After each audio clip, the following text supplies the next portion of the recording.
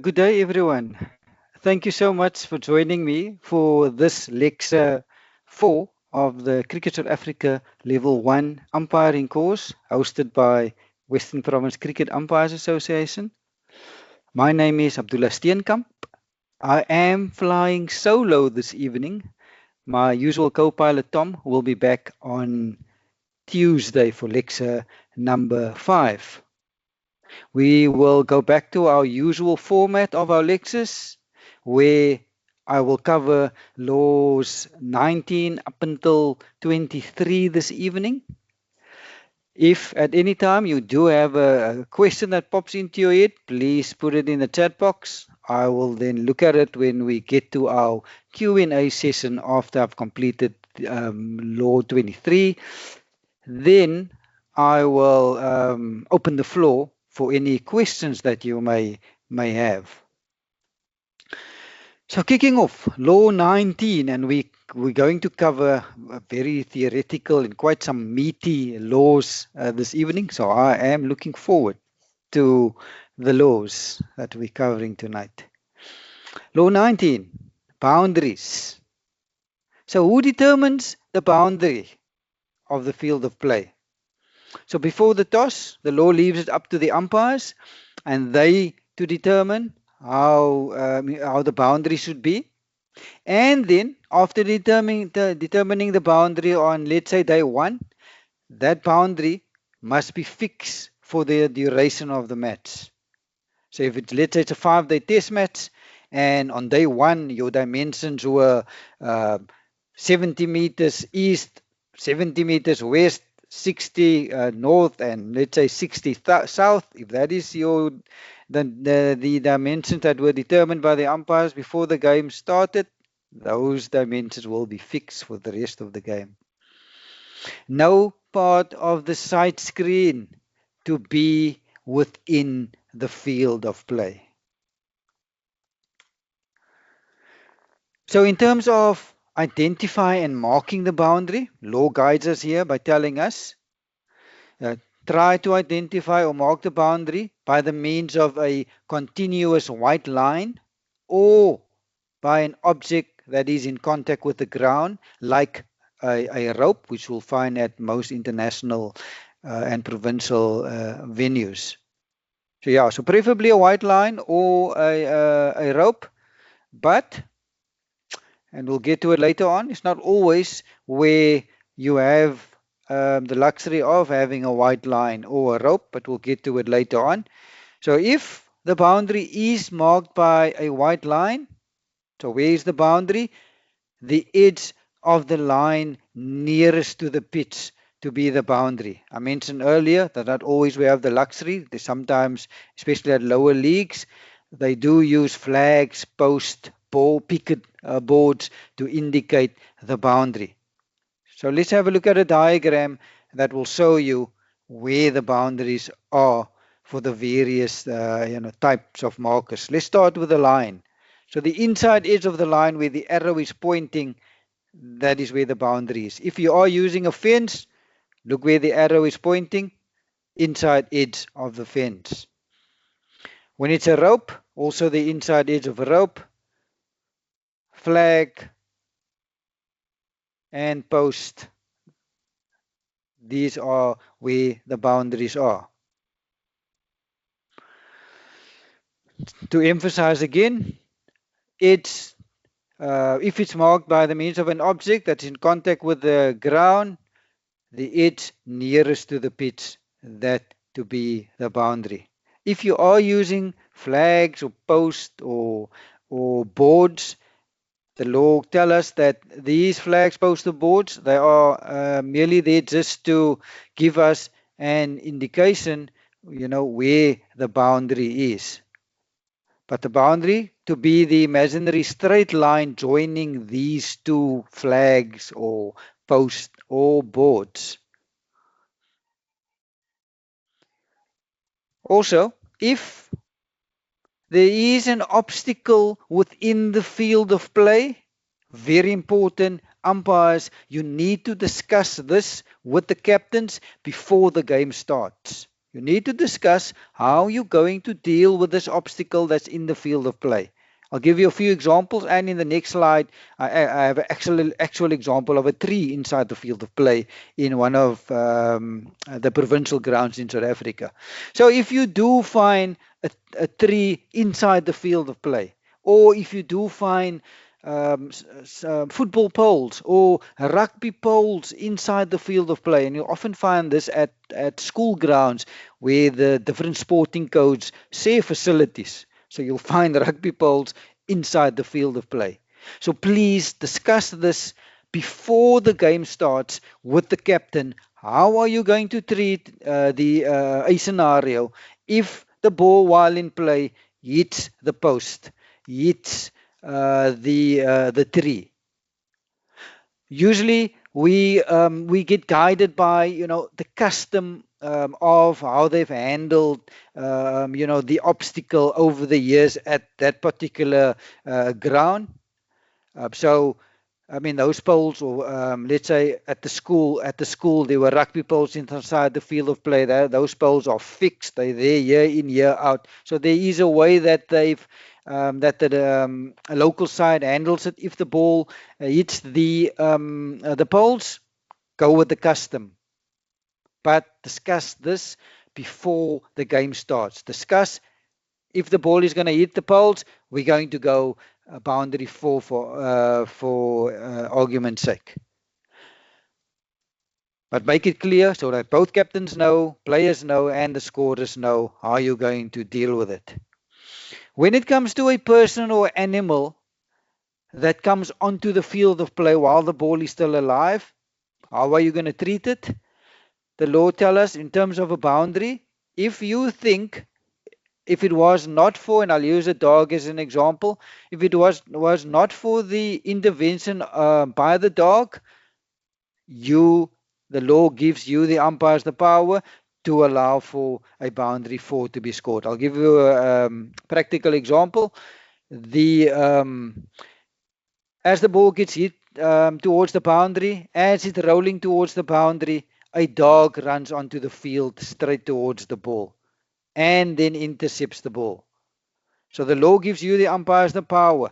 And let's say that ball was hit very hard. So it gives you the power as the umpires. You can decide, if it wasn't for the intervention of the dog, I think that ball would have gone over the boundary. No issue. You have the power as the umpire to make that decision and then give the boundary. But it's up to you. If it's rolling slowly towards the boundary and then the dog intercepts it, and you think, I don't think that ball would have reached the boundary, absolutely no issue. Up to you and as the two umpires to make that particular call. I mentioned earlier about an obstacle inside the field of play. This is a provincial ground in South Africa, in a town called Pietermaritzburg. There is I think the tree is about 25 meters high, and it is about 10 meters inside the field of play. So the custom at this particular ground is, if the ball hits the tree, it's 4 runs. Anywhere on the tree is going to be 4. So whether it hits the bottom of the tree, 4. If it hits the top of the tree, 4 runs as well. So just have a look at this video, which will actually show you where the batter hits the tree. It's a single. That was brilliantly timed. There we go. Let's go, Miles. But it might only be 4 if it touches the tree. Yeah, so there you can see the tree is about 10 meters inside the boundary, and it's a huge tree, and this was a huge hit, and it hits the top of the top branches. And unfortunately, the custom and the agreement before the game, if it hits the tree, it is 4, even though that was a huge 6. But if you heard the commentators saying that was the biggest 4 that they've ever seen. So yeah, please discuss this before the game starts. So when it comes from runs scored in terms of boundaries, the law guides us as well. There are 2 forms of boundaries. There's a boundary 6 that can be scored, and a boundary 6 is scored if the ball goes on the full beyond the boundary without touching the ground within the field of play. then it will be a boundary 6. And also importantly, you can only score a boundary 6 off the bat. The law is clear. In the first sentence, you can see here a boundary 6 will be scored if the ball struck by the bat and then goes on the full over the boundary. Then it will be boundary 6. In the unusual scenario where a fast bowler bowling 160 k's per hour bowls a short ball, batter missed the ball trying to pull, it hits the batter's helmet, and from the helmet it ricochets over the keeper and over the boundary behind the keeper. So it went on the full over the boundary. So in this scenario, how many runs will be scored? It will be boundary 4. So why boundary 4? I mean, you've just explained that it went on the full over the boundary. But the law is clear. For 6 to be scored, you must hit it with the bat. And in my scenario, the striker missed it. It hit the helmet. And because the bowler was quick, it then went on the full. So for that example, boundary 4 to be scored. 2, when it comes to boundary 4, so whether it's struck by the bat or not, if it's grounded within the boundary and then goes over the rope, boundary 4 to be scored. So what happens in the scenario when, and especially if it happens at big grounds? I can remember in the 90s, the Australian cricket grounds used to be huge. The Melbourne cricket ground, the Sydney cricket ground, they used to have huge boundaries. It's much smaller these days. But I've seen with my eyes batters run 5s. So what happens? If a batter, after hitting the ball and the ball slowly goes towards the boundary, and they actually ran 5 when the ball went over the boundary. So what do we give? Boundary 4? Do we give the 5? The law actually guides us, and the law tells us you will take the greater of the two. So in my example, if they ran 5, you will give them 5. If they ran 3 and the ball went over the boundary, you will allow for the boundary 4. So the greater of the two numbers.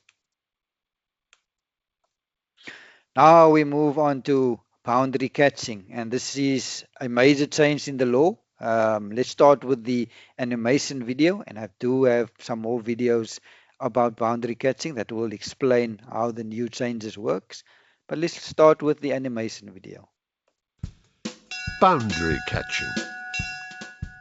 In cricket, a catch is considered to be fair if the fielder is within the field of play and the ball hasn't touched the ground before he or she catches it. The fielder must have complete control both over the ball and his or her own movement.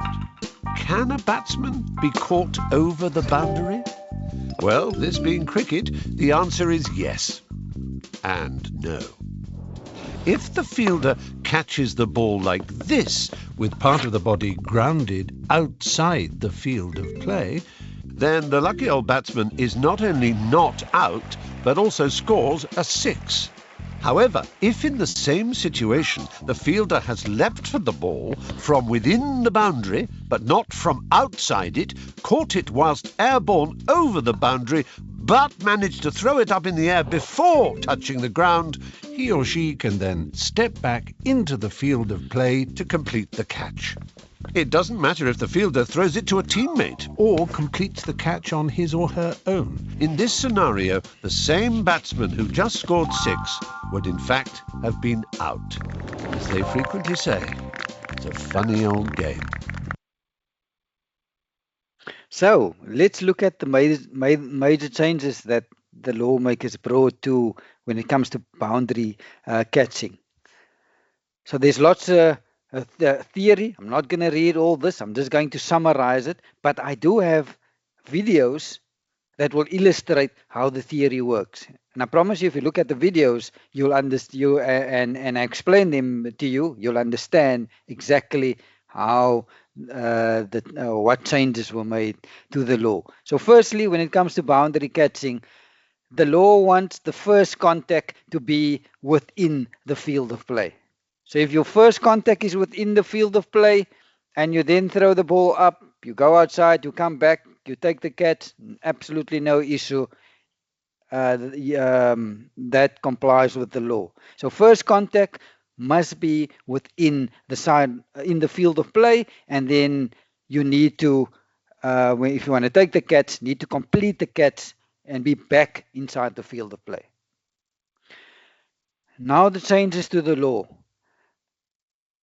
The lawmakers decided that when it comes to a fielder touching the ball outside the field of play, they've now only allowing you to touch the ball once outside the field of play.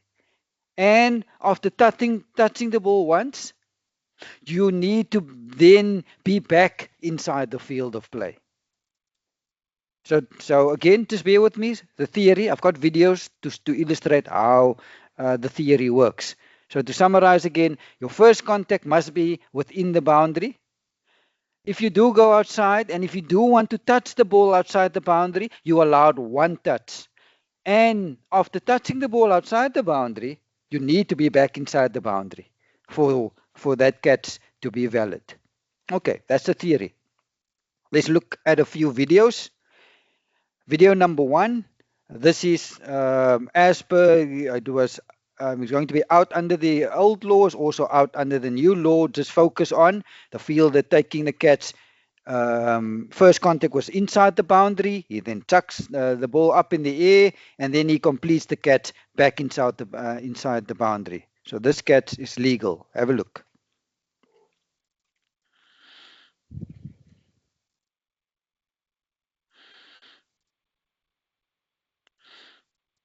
Okay, then so replay now. So look at first contact by Glenn was inside. He then throws the ball up. He goes slightly outside, but then comes back in and complete the catch inside. So first contact inside, no issue so far. He then chucks it up and then completes the catch inside the boundary. So this is a fair catch. It was out under the old law, still out under the new law.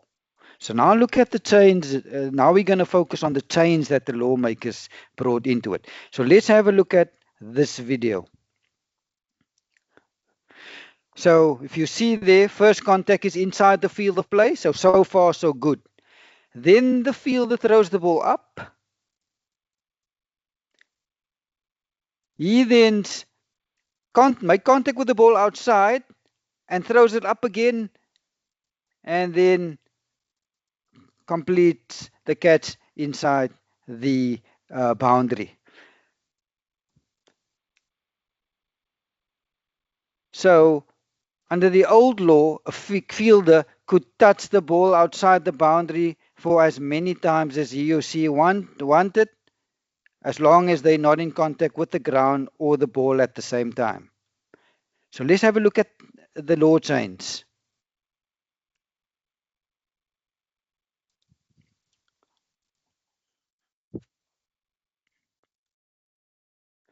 So first contact inside the boundary, and then you can see Matt handled the ball outside the boundary. So here, no problem so far. First contact inside. Then he goes outside. Now he's outside, and he handles it outside the boundary, and then he palms it back to the fielder that assisted him, and the fielder took the catch. So under the old law, this would have been out because Matt was in the air when touching the ball or when palming it back. So under the old law, this was out. But under the new law, this will be boundary 6. Why boundary 6? The new law wants the fielder, as soon as they're handling the ball outside the field of play, they need to land back inside the field of play. So just look at here. I'm going to freeze it. Here, Matt is in the air when hitting the ball back. But look where he ends up. He ends up and still here outside the field of play. And that's why this is boundary 6 under the new law. The law wants Matt if after palming it back, he needed to be back inside the field of play because he was outside boundary 6 in this example. And this is the major change that the lawmakers brought uh, to the boundary catching law.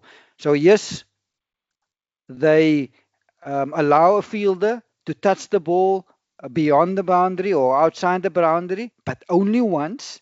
And if you've touched it, the once outside the boundary, you need to end up back inside the field of play for the catch to be valid or for the fielding to be valid. Next, overthrows or a willful act from a fielder. You handle it exactly the same. So let's have a look what the laws say. So what happens if a boundary results from either an overthrow or a willful act of a fielder? I do have two videos that will show you where when there was an overthrow and there was a willful act, but we'll get to it later on. But for now, let's discuss what the law tells us how to deal with if there was an overthrow and the boundary results from the overthrow. So how are we going to score the runs? Firstly, if there were any runs for penalties, that will stand. So if there was a no ball, that no ball to stand. You will allow for the boundary. So boundary 4, you'll allow it. And then runs completed by the batters also to count. And the run in progress also to count. But there is a condition for the run in progress to count. The batters need to have crossed at the instant of either the throw or the willful act. So what is the instant of the throw? The instant of the throw is, if you can visualize the ball in, I've got a top here, let's say this is the ball in the fielder's hand. So the moment the fielder throws the ball and releases it, the instant of the throw, that is your judgment point. So you need to judge, did the fielders cross at the instant of the throw? If yes, that run in progress to count. If not, it will not count. So that's the theory. Let me just give you an example before I get to the video. And I want you to visualize the example. So in example 1, a bowler delivers the ball. Let's say there's visualize a point, cover point. Striker hits the ball to cover, so in between cover and cover point, they take off for a single. Cover point runs around, picks up the ball and sighs at the stumps, trying to run out the striker who's now running to the bowler's end.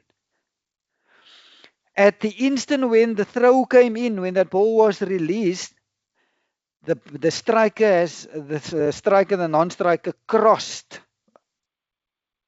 and then the ball misses the stumps. The mid-on fielder that was backing up also missed it, and it then went to the boundary, over the boundary rope for 4. So now, how many runs? So the law guides us. The law tells us completed the runs to count. They were busy with the first run, so there were no completed runs here. And the run in progress to count if they crossed. So in my example, they crossed at the instant of the throw. And because they crossed, that one run will also count. So in total, it will be 4 runs for the boundary and 1 run because they crossed at the instant of the throw. So the batter will have 5 added to his score.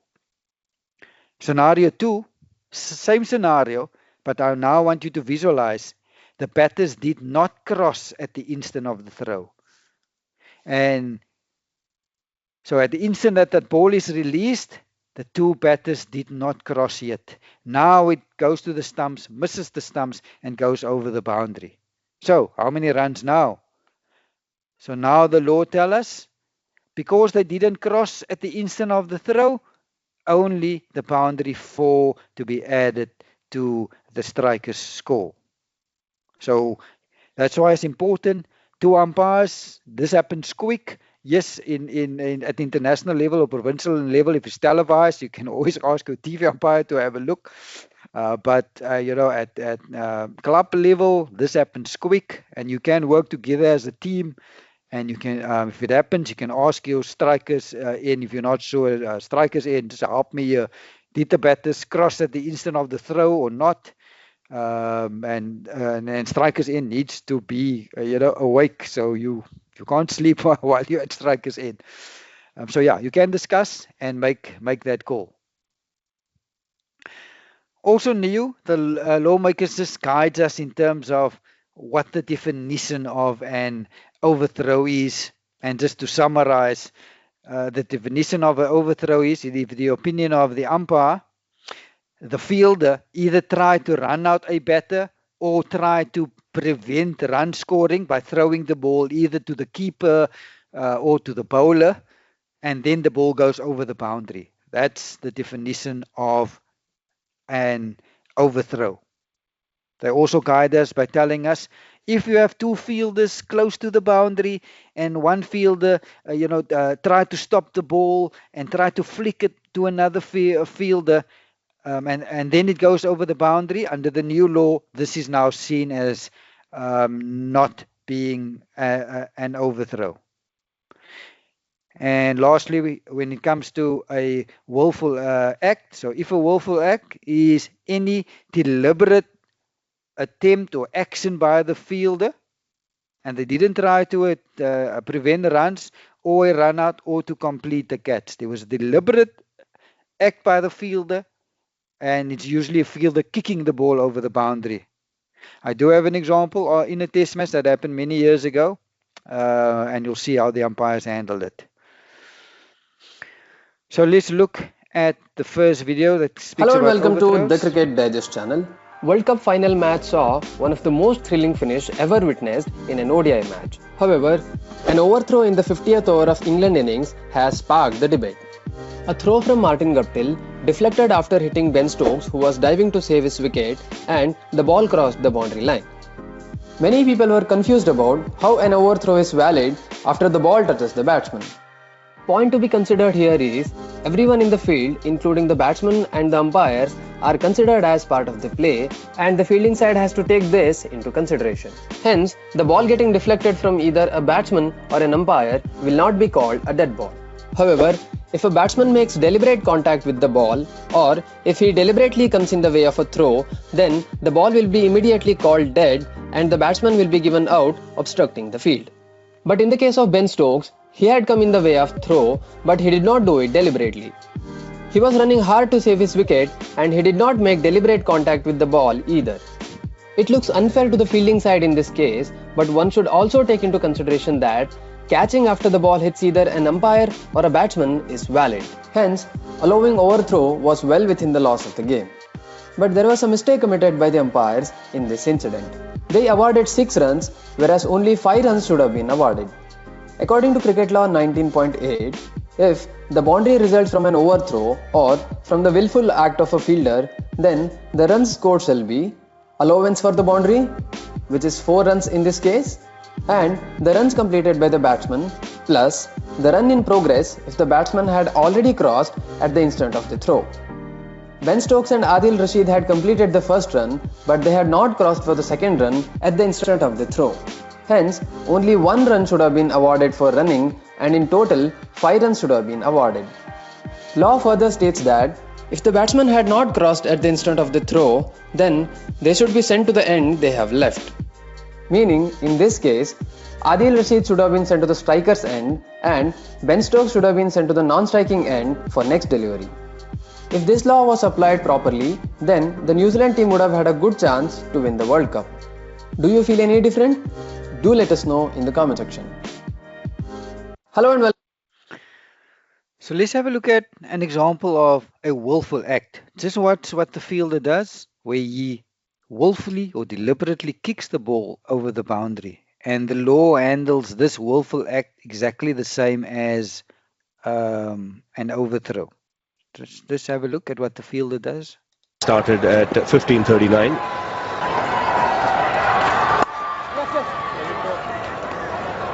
Calls for a single, but the Indians want the ball to go to the boundary. And it will not reach there, will it? Yes, it does.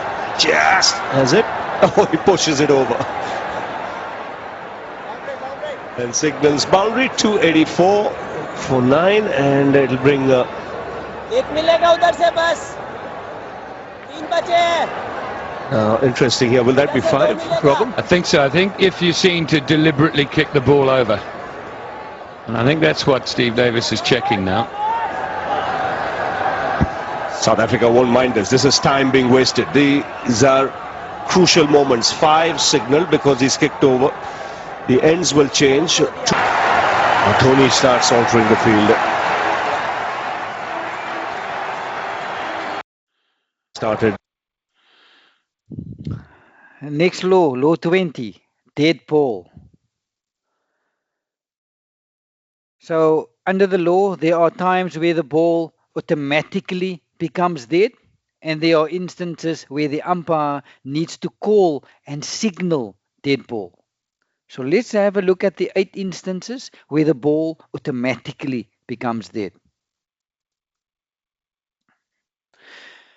Finally settles in the hands of the keeper or the bowler, and we'll see in the next slide they actually changed this law where it can be finally settled in the hands of any fielder. But I've got it covered in the next slide. As soon as a boundary is scored, ball automatically dead. As soon as a batter is dismissed, as soon as the umpire raises the finger to give the batter out, batter is dismissed, ball automatically becomes dead. Whether played or not, the ball becomes trapped between the bat or person or between items of the clothing, ball automatically dead. Ball lodges in the clothing or equipment of a batter or the clothing of an umpire, ball automatically becomes dead. As soon as a player returns without permission and touches the ball automatically becomes dead. If there's illegal fielding, ball automatically becomes dead. We're going to cover that under Law 25 and Law 28. We're going to go into more detail. As soon as the ball hits the helmet that was placed by the fielding side behind the keeper, ball automatically becomes dead. And lastly, as soon as the game is done, the game is concluded, ball automatically dead. There are some of these instances where you need to call and signal dead ball, even though the ball is automatically dead, but lots of players, they don't know the law. So by just calling and signaling loudly dead ball, it just helps everyone to know that the ball is now dead and anything that happens after that is now irrelevant. I mentioned earlier about the law change, and the change in the law is about when the ball is finally settled. It is now finally settled if the ball is in the hands of any fielder. So including the keeper, including the bowler, they've included now all the fielders. Or if the ball is stationary on the ground and the bowler's and umpire is satisfied that the ball is no longer in play. And if that is the case, ball is dead. It is a judgment call. You, the bowler's in umpire, needs to make this call. You need to look at what you see. And if you think the ball is finally settled, because the law tells us it's for the umpires, they make the call whether the ball is finally settled or not. So it's your judgment call. Make that call. Yes, I think the ball is finally settled in the hands of the fielder. If that is the case, ball is dead. Yes, the ball is stationary on the ground. Ball is no longer in play. Ball is then dead. In terms of call of over or time, please don't be in a hurry to call over. Wait for the ball first to be dead, then you call over. So our first question for this evening. So in the chat box, question 20.1. Have a look at the video and tell me. Alex Carey versus Johnny Bairstow. Alex throwing the stumps down. Do you think this is a dead ball? Is this the run out or is Johnny stumped? So one of the 3 options, put it in the chat box. Let's listen to the video or look at the video.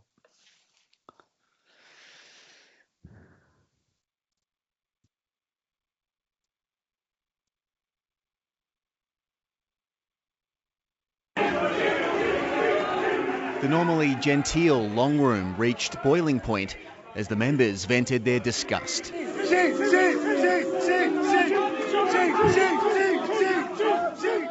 Some of the stuff that was coming out of the members' mouth was really disappointing, and I wasn't just going to stand by and cop it. I just talked to a few of them throwing out some pretty big allegations, and I just called them up on it. This was the incident that sparked the fire. Oh, now this is going to be interesting. Before the ball had been deemed dead by the umpire, quick-thinking keeper Alex Carey caught his English counterpart, Johnny Bairstow, napping. The stumping was certainly within the rules of the game, but whether it was within its spirit is now at the centre of furious debate. If the shoe was on the other foot, I would probably just have to have a little think around the sort of whole spirit of the game and things like that. So, look, it's happened, it's out. Is it going to affect relations between the teams? Well, I can't imagine we'll be having a beer anytime soon, if that's what you're asking. The Australian captain defended Carey's actions and the decision not to withdraw the appeal. I thought it was totally fair play. That's how the rule is. I know some people might disagree. You see Johnny do it all the time. He did it day one to Davey Warner. He did it in 2019 to Steve. It's a really common thing for keepers to do. So in the chat box, dead ball, do you think it's a run out or do you think Johnny was stumped? So there are instances where the umpire needs to call and signal dead ball. By verbally calling it, you're now informing the players that the ball is now dead and anything that happens after that is irrelevant. So what are those instances? Firstly, if you, the umpires, are going to intervene in case of unfair play, before intervening, call and signal dead ball. If there is a possible serious injury to a player or an umpire, please call and signal dead ball immediately. But the emphasis here is on serious injury. It's your judgment call. You need to make that judgment call looking at the injury and ask yourself, is this serious or not? If it is, call and signal dead ball immediately. But your opinion, it must be serious injury. Emphasis on serious. There are times where you need to go and consult your colleague. Before going over to consult your colleague, first call dead ball. And by calling dead ball, you're stopping the fielding side from doing anything. And then you can go and have a chat with your colleague. If one or both bails falls from the striker's wicket, and emphasis on striker's wicket, before the striker has had opportunity playing at the ball. So if the ball bails from the striker's wicket before the striker opportunity, call and signal dead ball. The striker's in umpire is in the best position to call this because sometimes the striker will block the bowler's in umpire's view, but either umpire can call it. But striker's end is usually in the best position. If the striker is not ready for the ball, and in the scenario if the ball is delivered and the striker makes no attempt to play at the ball, call and signal dead ball. So question 20.2. Have a look at this scenario and tell me, if you were the umpire, would you call this dead ball or is this striker run out?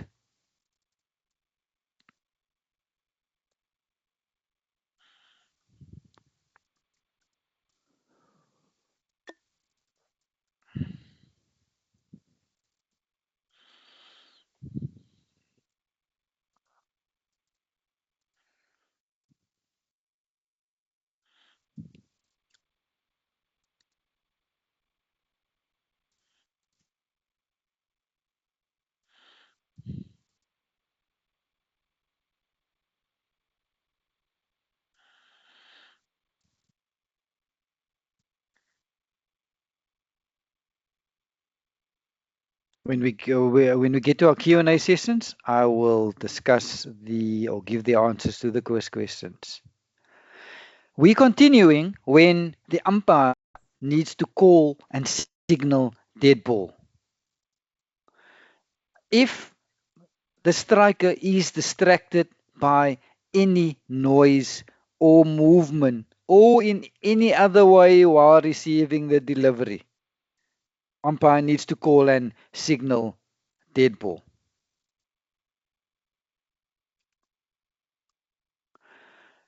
If under law 41 there was a deliberate attempt to distract the striker or a deliberate attempt to deceive or obstruct either of the batters, you need to call and signal dead ball. If the bowler, while running in, accidentally drops the ball before delivering it, call and signal dead ball.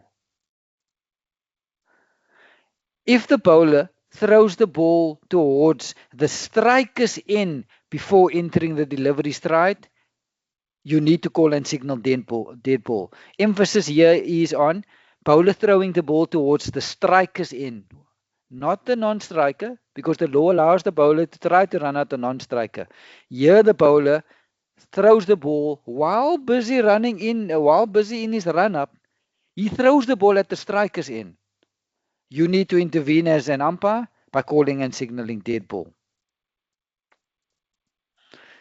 Another instance where you need to call and signal a dead ball, if the ball is not delivered for any reason. You sometimes find bowlers going through their motion, but they hold on to the ball. And if that is the case, you need to call and signal dead ball. If you're satisfied that the ball in play cannot be recovered, call and signal dead ball. Earlier I mentioned that if an animal or person or object, and I use the example of an animal coming onto the field of play, the law gives you the power to either decide, okay, if it wasn't for the dog intercepting the ball would have gone for 4. You have the power to give boundary 4. Also, the law gives you the power that if you think that if it was not for a person or animal or object that came within the field of play and touched the ball, and by them touching the ball, one of the sides will be disadvantaged. If that is the case, if a side will be disadvantaged by an animal or person or object touching the ball, you can intervene, or you should intervene as an umpire and call and signal dead ball. The law wants the striker to stay on the pitch while playing at the ball. If at any time there's no part of the striker's bat or person that remains within the pitch, you need to intervene as an umpire. And how do you intervene? You call and signal dead ball. Striker needs to remain on the pitch to play at the ball. Striker cannot go off the pitch to hit the ball. And then lastly, there are other instances in the law that's not included in the 13 points that I've just covered. And if in those instances, like I'll just give you an example, you will get to leg byes later on, or leg byes not awarded when no shot is offered and the batters do a run. That's also an example of when you, the umpire, needs to intervene by calling and signaling dead ball. But we'll get there later this evening when I cover law 23. Next is the no ball law, and under the no balls that I'm going to cover under this law is no balls as per the laws of cricket. There are many of them, but there are also quite a few no balls that were added by the governing bodies of cricket for the various competitions, and they added via playing conditions.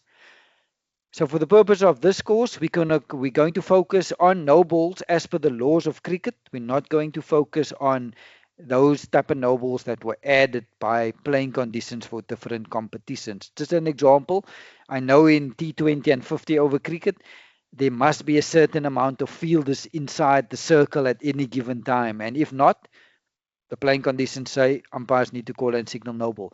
So we're not covering those type of no balls that were added in the playing conditions.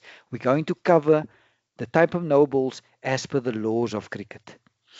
So firstly, when it comes to the mode of the delivery, the law wants the umpire, as soon as the bowler hands his or her cap to you, you need to ask the bowler, are you bowling right arm or left arm? And are you going over or around the wicket? You need to get that information. Why? Because you need to give that info to the striker. So practically what will happen is, bowler hands the cap to you. Bowler will tell you, Umpy, I'm a right hand and I'm going to bowl over the wicket. You then need to verbally inform the striker by saying, striker, bowler is bowling right hand and he is bowling over the wicket. So no issue as long as you inform the bowler informs you and you inform the striker, the law is happy with it. But what the law do see as unfair is, if a bowler suddenly decides to change the mode of delivery, to suddenly, after informing you that they're bowling with their right hand, they suddenly bowl with the left hand. The law sees that as unfair. Or they suddenly decide, after informing you, I'm bowling over the wicket, and then without informing you, they suddenly bowl around the wicket. The law sees this as unfair, and you need to intervene as the umpire by calling and signaling no ball.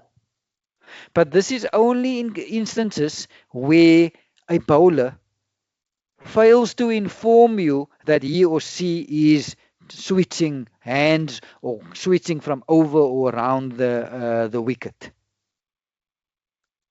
So a bowler, in an example, let's say the first delivery of the over, bowler tells you, umpire, I'm going to bowl right hand over the wicket. You inform the striker, so far no issue. Second ball, bowler stays with the right hand and over the wicket.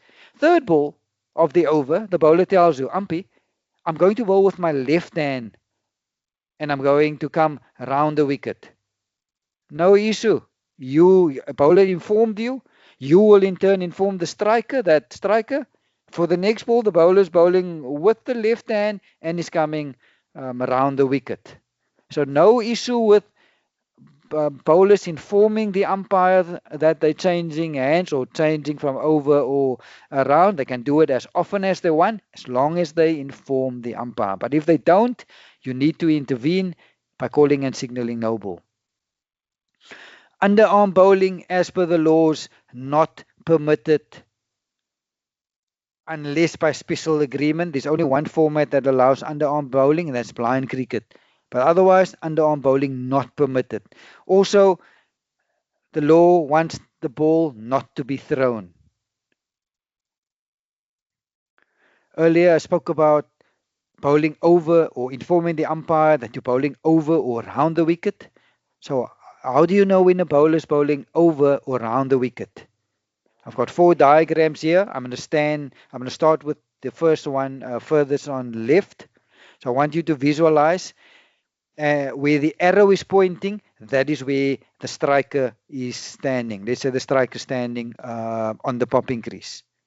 So when deciding whether bowler is bowling over or around the wicket, don't look at the striker, whether the striker is left or right-handed. You need to focus on the bowler. The bowler determines whether he or she is bowling over or around the wicket, not whether the striker is left or right. So ignore the striker. Just focus on the bowler. And the bowler will determine whether he or she is bowling over or around. So how do you determine whether he or she is bowling over or around? So what you need to look at is, and if you can visualize, at the start of the arrow, let's say that's where the stumps are. So now visualize, this is a right-handed bowler. So the ball is in this bowler's right hand. So now, if the bowler was standing or coming this side, which hand is closer to the stumps? Is it the bowler's right hand or the left hand? So the bowler's left hand will be closer to the stumps. Or, if I put it another way, the bowler's right hand will be further away from the stumps. So if a bowler's the hand that the ball is in is further away from the stumps, like in this instance, this is a right-handed bowler, so the ball will be in the bowler's right hand, and the right hand is further away from the stumps, this bowler is bowling round the wicket. The next diagram, second from left, still a right-handed bowler, and we're going to apply, the same methodology. Look at which hand the ball is in. So if this is where the arrow starts, this is where the bowler is. Which hand is closer to the stumps? The right hand is closer to the stumps. And if the hand that the ball is in is closer to the stumps, the bowler is bowling over the wicket. Same principle will apply to a left-handed bowler. You apply the same methodology. Look at which hand the ball is in, and in this case, the left hand. So in this diagram, third from left, which hand is closer to the stumps? Is it the hand that the ball is in, or is it the other hand? So the hand that the ball is in is further away from the stumps. So bowler is bowling left arm around. And lastly, still a left-handed bowler. The hand that the ball is in is the bowler's left hand. That hand is closer to the stumps. So the bowler is bowling left arm over the wicket. That's just how I remember how to determine whether bowler is bowling over or around. Earlier I mentioned ball should not be thrown or delivered underarm. So what happens if a bowler do decide to throw a ball or to deliver underarm? The law guides us by telling us, please intervene. And how do you intervene? You need to call and signal no ball. Ball should not be thrown, and it should not be bowled underarm. So let's use throw as an example, but the same principle will apply to underarm bowling. So if a bowler decides, let's say, to throw a ball, you'll call no ball, but then you should also tell the bowler, that's your first and final warning for throwing. And this warning will apply throughout this innings. Let's say it was the first innings of the game. Shall apply throughout the first innings. So I'll inform my colleague, I'll inform the fielding captain, I'll inform the batters that I'm giving the bowler a first and final for throwing. So what happens? In that same innings, that same bowler throws again. So what action do I take now? Again, I'll call and signal no ball for throwing. But now, there's more punishment. You will tell the captain of the fielding side, please, you need to suspend this bowler. We're going to take this bowler out of the attack. This bowler will not be allowed to bowl again in this innings because I've given this bowler first and final warning for throwing. Seeing that the bowler threw again, now we're taking the bowler out of the attack. If it happens and there's still balls left in the over, someone else needs to complete the over, and this bowler that completing the over should not have bowled the previous over, nor is this bowler allowed to bowl the next over. And this bowler that threw now for the second time and now being suspended will be suspended for the rest of the first innings, if it happened in the first innings. When we get to the second innings, bowler again starts with a clean slate. The bowler can bowl in the second innings again. We'll again also then go informing everyone, and then we need to, according to law, report this to the governing body.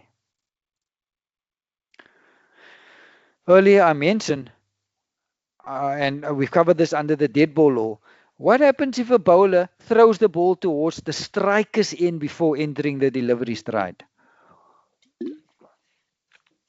An emphasis on, while the bowler is running in, throwing the ball towards the striker's end. You, the umpire, needs to intervene. And how do you intervene? By calling and signaling dead ball. Now let's get to the feet.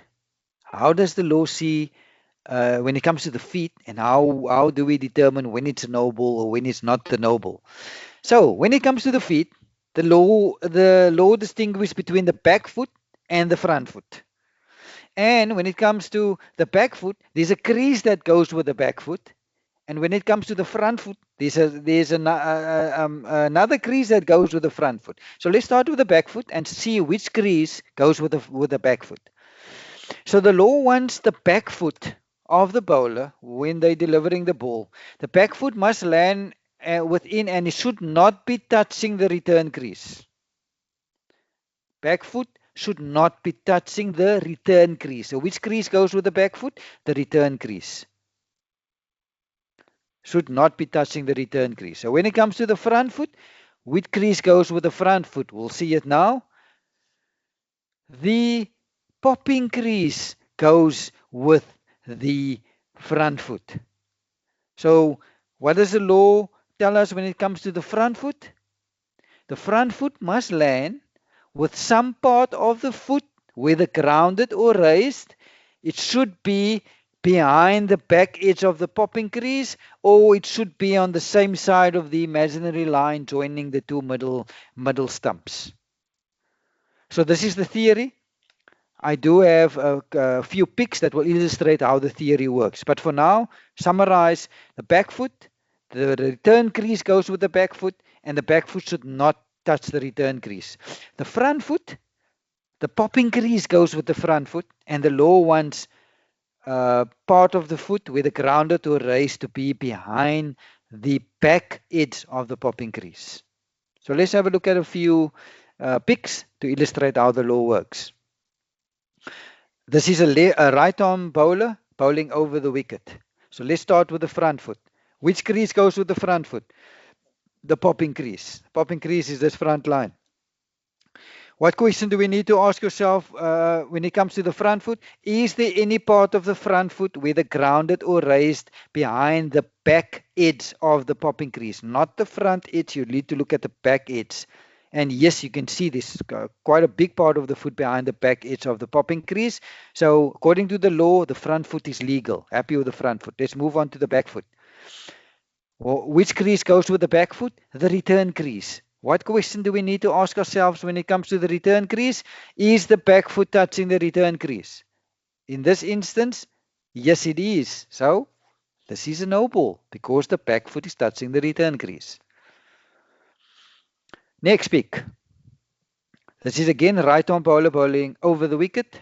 Let's start with the front foot. Is there any part of the front foot behind the back edge of the popping crease? Yeah, the whole foot is behind, so the front foot is legal, no issue. Back foot. Is the back foot touching the return crease? No, it's not. That's why this is a fair delivery. So yes, the back foot is raised and it might hover over the return crease, but the law wants the back foot to touch the return crease. And because the back foot is not touching the return crease, this is a legal delivery or fair delivery. This is a left arm bowler bowling round the wicket. So let's start with the back foot. What question do we ask when it comes to the back foot? Is the back foot touching the return crease? And here's the return crease. No, it's not. So the back foot is legal. No issue. Now let's look at the front foot. What question do we ask ourselves? Is there any part of the front foot behind the back edge of the popping crease? Yes, there is. That's why the front foot is legal. That's why this is a fair delivery. So I know you might ask, yeah, but look here, where is the front foot? The front foot is on this side of the return crease. Doesn't matter. Remember, we just need to distinguish when it comes to the feet. The back foot goes with a certain crease and the front foot goes with a certain crease.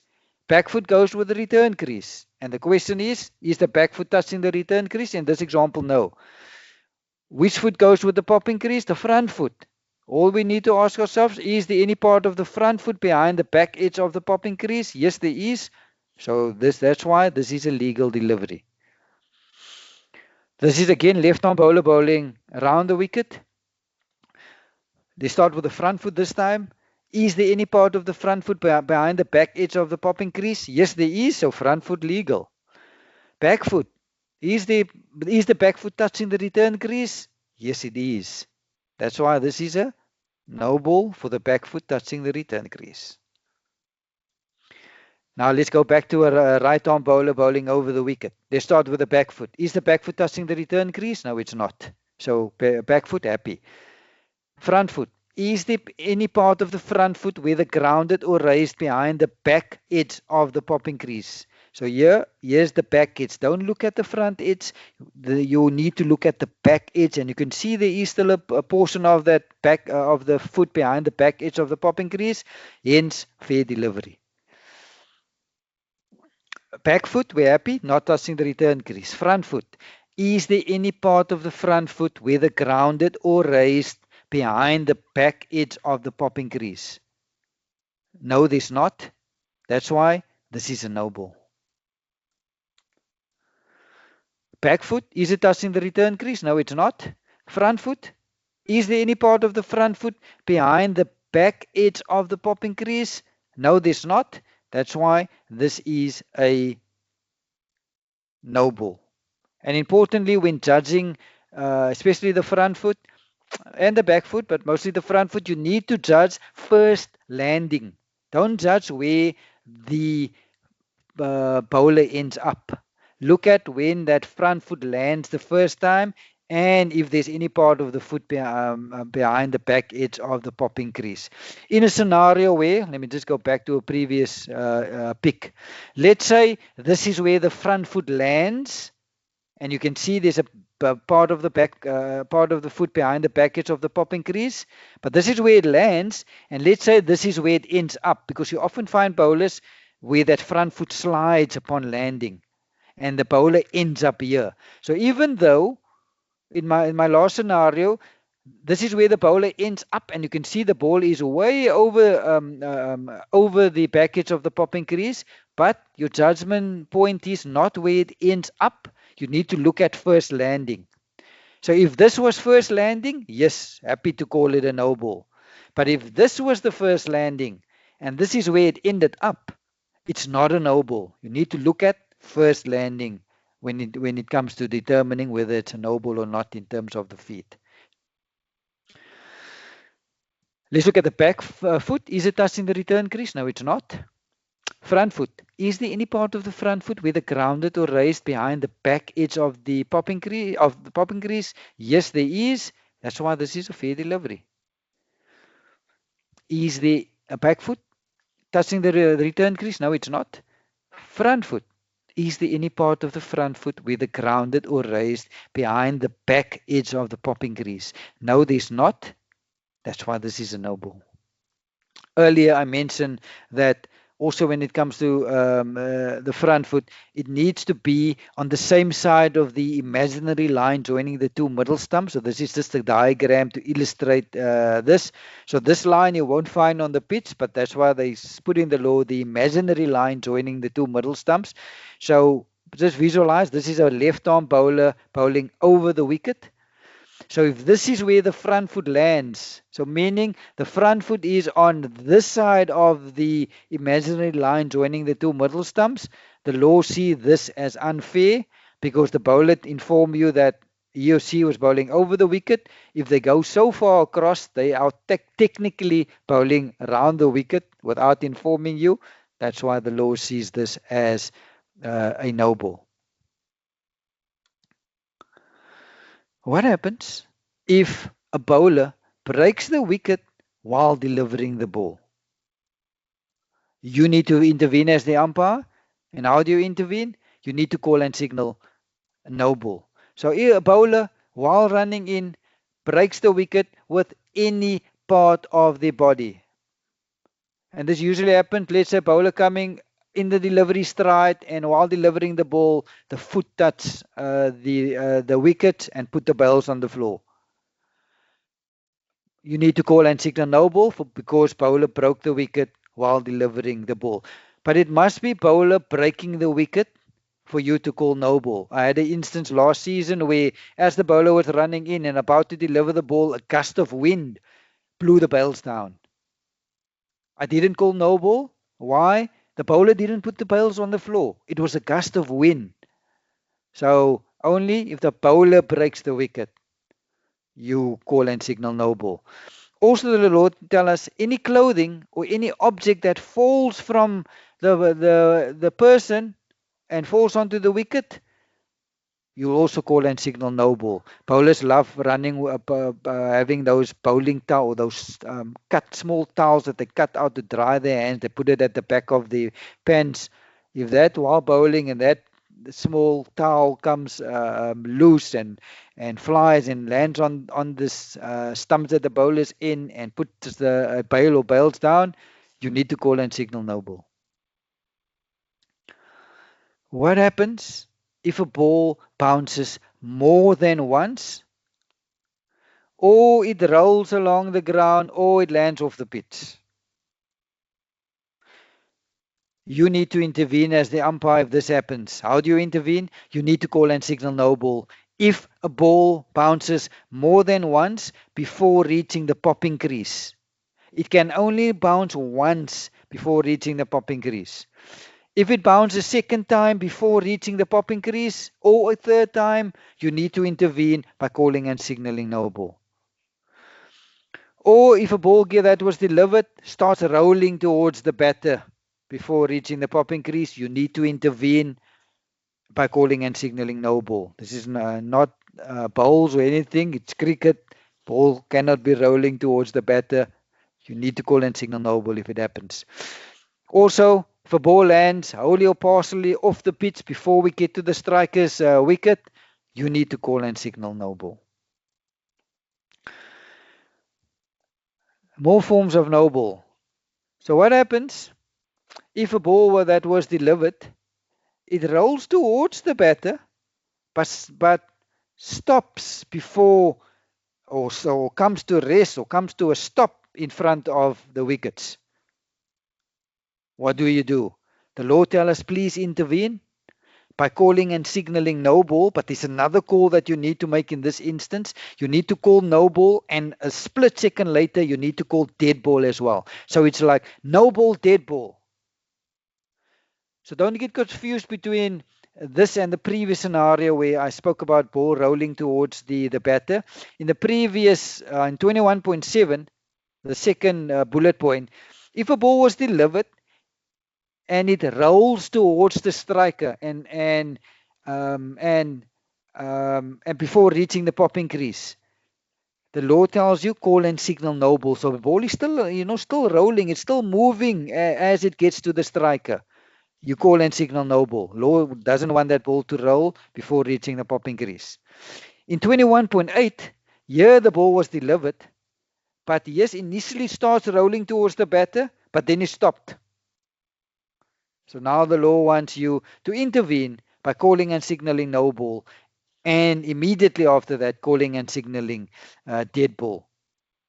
Also, if a ball was delivered and rolls and goes off the pitch, comes to a standstill off the pitch, the batter runs off the pitch to try to hit the ball, you need to intervene by calling and signaling no ball and dead ball immediately. Another form of no ball. What happens if a fielder makes, or the ball makes contact with any part of the fielder's person before it makes contact with the striker's bat or person or passes the striker's wicket? What do? You need to call and signal no ball and dead ball immediately. Again, two signals, no ball, dead ball, they quickly after each other. I'll just give you a scenario just to illustrate what 21.9 is telling us. So visualize a spinner bowling, and there's a silly point under the helmet, under the nose of the batter. So now the spinner delivers the ball. The ball is a bit wayward, and it makes contact with the silly point's foot. And let's say from the foot, it ricochets towards the bowler. So now the law tells us, if as soon as that ball makes contact with this fielder, and in my example, it made contact with the silly point's foot before the batter had the opportunity to hit it, you need to intervene by calling and signaling no ball and dead ball. Two signals quickly after each other. There are also other forms of no balls as per the law. I do have a few pics to illustrate this in terms of keeper needs to stand at certain places. You're not allowed to have more than a certain number of fielders on the onside. I do have pictures to illustrate other forms of no balls. So let's have a look at those picks. Firstly, when it comes to the keeper, the law wants the keeper's hands to stay behind the stumps. There are exceptions. If the batter hits the ball, the batter starts to run, or the ball passes the striker's wicket, then the hands can come in front of the stumps. But except for those three instances, the keeper's hands needs to stay behind the stumps. Keepers should not be grabbing at the ball like this keeper. So if this happens, this is a form of a no ball. The striker's end is in the best position to call this. Striker's end needs to call and signal no ball if this happens. So keepers, please, they need to keep their hands behind the stumps and then take off the bails. Should not be grabbing like this keeper and then take off the bails. If this keeper, after taking this and took off the bails, there was an appeal for stumping, you would have gone not out because your striker's end umpire would have called no ball. When it comes to on the leg side behind the popping crease, according to the law, there is a restriction and you only allowed a max of 2 fielders behind the popping crease on the leg side. So in the dark shaded green area, that's behind the popping crease on the leg side. And let's say this is a right-handed batter, a max of 2 fielders are allowed. If you have more than 2 fielders behind the popping crease on the leg side, like in this instance, there are 3 fielders behind the popping crease on the leg side. There is this silly point or short leg under the helmet. There's a leg slip, and there's a, let's say, leg gully or short fine leg, whatever you want to call it. But there are 3 fielders behind the popping crease on the leg side for this right-handed batter. And if this is the case, you need to call and signal no ball. They only allowed a max of 2. So either these 2 or these 2 or these 2, max of 2. Also, when it comes to fielders standing close, fielders do not be on the pitch like this fielder here. You can see the fielder's hand is on the pitch, the fielder's left foot is on the pitch. This is not allowed in the laws. You need to call and signal no ball if this happens. But practically, I'll try to manage this. Lots of fielders don't know the law. If I do see this fielder standing like this, I'll just whisper to the fielder, please take half a meter to your right so that no part of your body is on or over the pitch. The law tells us that umpire to revoke, to take back the call of no ball if the bowler did overstep but didn't deliver the ball. Doesn't happen often, but it happened a few times to me where the bowler oversteps. I call no ball for the front foot, but then the bowler decides not to release the ball. And if that is the case, you need to revoke that no ball call because the ball is now going to be dead. So what happens? Of the same delivery, there's a no ball and a wide.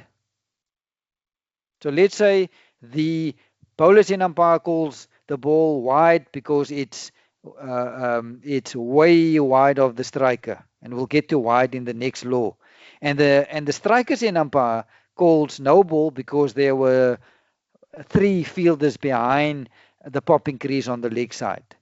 So now you have bowlers in calling wide, you have strikers in calling no ball. So which one do you go with? You take the wide, you take the no ball, do you take both? The law tells us no ball is boss, so you'll only take the no ball. So when then the bowler's in is going to signal to the scorers, the bowler's in umpire is going to signal no ball to the scorers. He's going to not signal the wide that he originally called and signaled because no ball overrides the call of wide. As soon as no ball is called, the ball is not dead. We're going to see later that players can still be dismissed of a no ball. So lots of players think if you call no ball, the ball is dead. No, it's not. That ball is still alive. Things can still happen. What is the penalty for a no ball? There's a 1-run penalty for a no ball. Soon as no ball is called, 1 run will be added according to the law to the score. No ball is not a valid ball of the over and needs to be rebowled. There are 3 ways that you can be dismissed of a no ball. So in total, and we'll get to it next week, there are 9 modes of dismissals, of 9 ways that batters can be dismissed. Of those 9, as soon as no ball is called, only 3 modes our batter can be dismissed. And those are hit the ball twice, obstructing the field, or run out. So even if you call no ball, a batter can still be run out. Even if you call obstructing the field, batter can still be even if you call no ball, batter can still be given out obstructing the field. Even if you call no ball, batter can still be given out hit the ball twice. But if you call no ball and a batter is bowled, that batter will not be out. If you call no ball and a batter is stumped, that batter will not be out. Just to name 2. There's others where the batter will also be not out, but only these 3 modes how you can be dismissed of a no ball.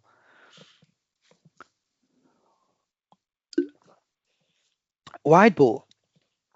So I'm going to cover how the law sees, or how to interpret a wide ball, or how to call a wide ball according to the laws of cricket.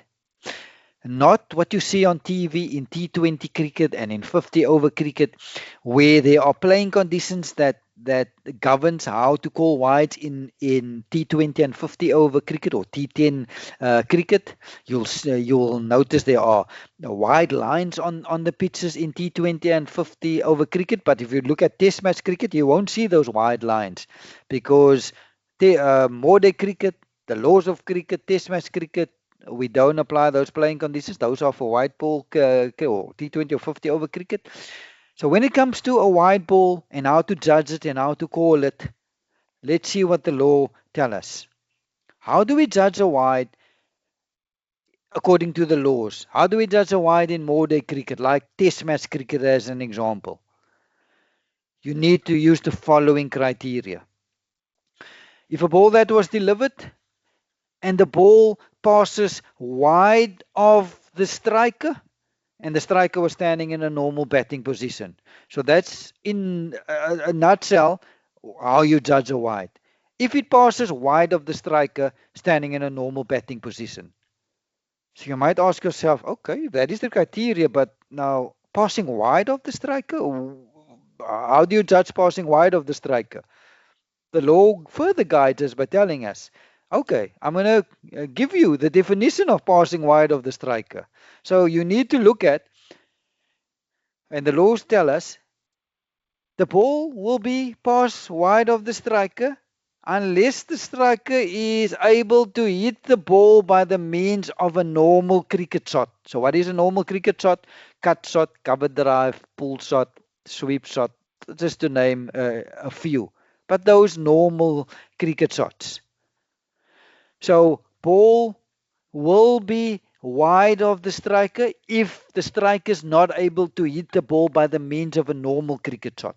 So that is the criteria that you must use. So if the ball is delivered and it's wide of the striker, and the striker plays at it, and in your opinion, you need to ask yourself the question: was this batter able to hit this ball by the means of a normal cricket shot?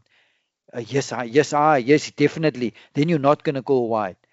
Or the other side of the coin, ball was delivered and it's a bit wide, and the striker tries to play at it, and you ask yourself the question: was the striker able to hit this by the means of a normal cricket shot? No, I don't know. It's too wide. He or she was not able to hit it by the means of a normal cricket shot.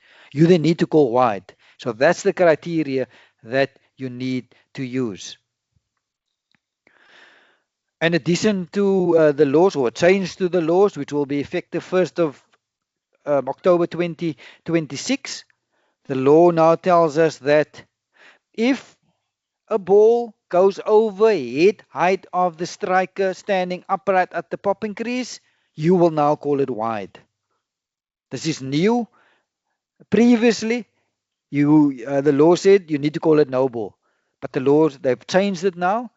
So going forward, if it's a striker standing upright at the popping crease above the striker's head, you're going to call it wide according to the law. So when do you call and signal wide ball? The law guides us here as well. Please wait till the ball passes the striker's wicket before you call and signal wide. Don't be in a hurry to call and signal wide. Wait till it passes the striker's wicket, then call and signal wide. I mean, I can remember in my first season, it was a spinner bowling, and the ball was wide and looked wide to me, and even and I called wide quickly. But then what the striker did, striker played a late cut shot, and it went to the third man boundary for 4. So striker literally hit it out of, it was wide, but hit it out of the keeper's hands. It was a late cut to the boundary for 4. So here, ball goes to the boundary for 4, and Abdullah standing with these hands out wide, calling wide. A bit of egg on my face, but I've learned from that. Don't call it too soon. Wait till it passes the striker's wicket. Then call and signal it. Although technically, we call it when it passes the striker's wicket, but according to the law, technically it's already wide as soon as the bowler enters the delivery stride. So in my case, I had to revoke my call of wide because I called wide too quickly because the striker actually hit the ball. So if you do call it quickly and the striker hit it, please then revoke your call of wide.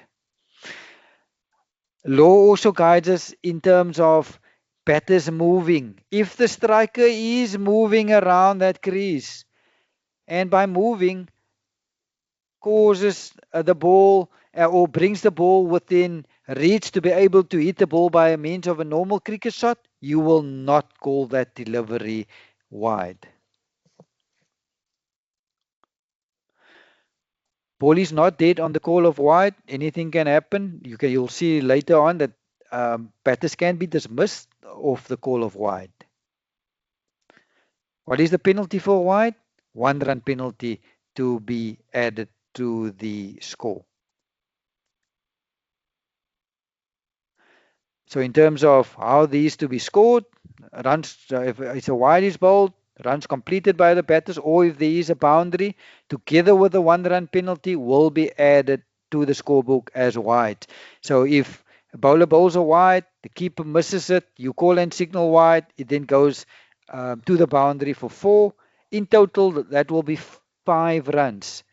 So how will you signal that to the scorers? You'll signal wide first, and you'll wait for acknowledgement.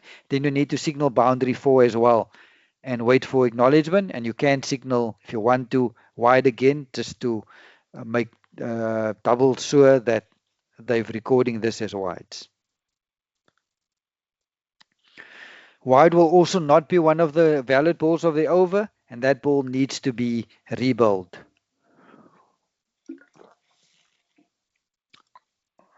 I mentioned earlier that you can be dismissed of a wide. How can you be dismissed of a wide? So there are 9 modes of dismissals. So 4 of them you can be dismissed of a wide. What are those? You can be dismissed hit wicket of a wide. You can be dismissed obstructing the field if a wide is bowled. You can be dismissed run out if a wide is bowled. And lastly, you can be dismissed stumped if a wide is bowled. I mean, I had this earlier this season where a wide was bowled and the striker was stumped. And the striker was complaining, Umpi, it's a wide. Surely I can't be stumped. Yes, you can be stumped because the law allows for it. There's only 4 ways, but stumping is one of them.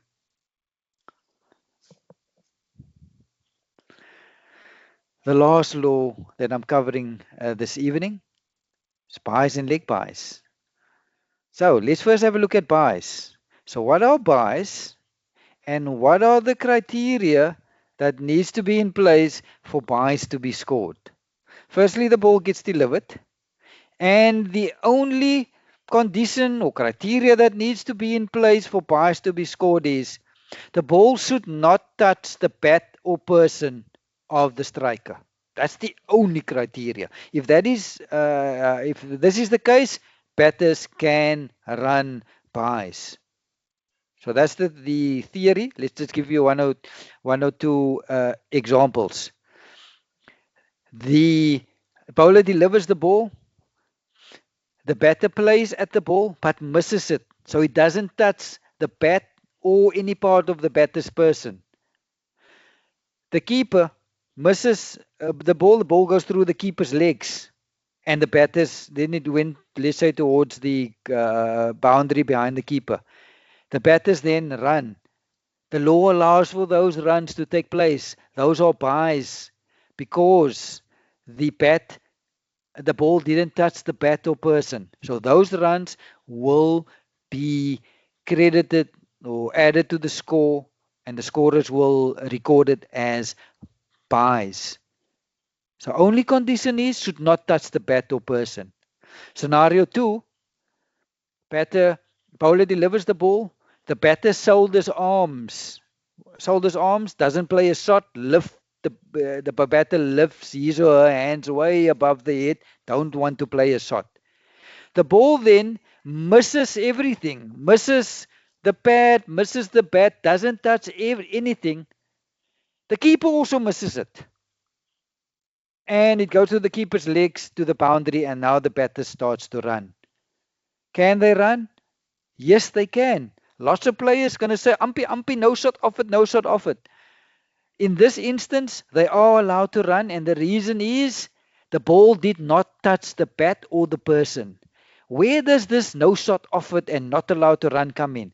That's where it comes in when you get to leg byes, which we will get to the next slide. But when it comes to byes, the only condition that's in place for byes to be scored is it should not touch the bat or person. If it doesn't touch the bat or person, they can run. Or if a boundary is scored, that boundary will be added to the score as four byes. Okay, so those are byes. Let's go to leg byes and let's see what criteria needs to be in place for leg byes to be scored. So firstly, the ball that was delivered, the ball needs to strike or touch the person, any part of the person. I know they call it leg byes, but in my opinion, say probably 95% of the time it hits the leg. But there are instances where it hits the arm, or it hits the tummy, or it hits the shoulder. So it can hit any part of the body. So if the ball hits any part of the body or the protective equipment of the striker, like let's say the helmet. So that's the first condition that needs to be in place for leg byes to be scored. It touches the person, any part of the person, or the protective equipment of the striker.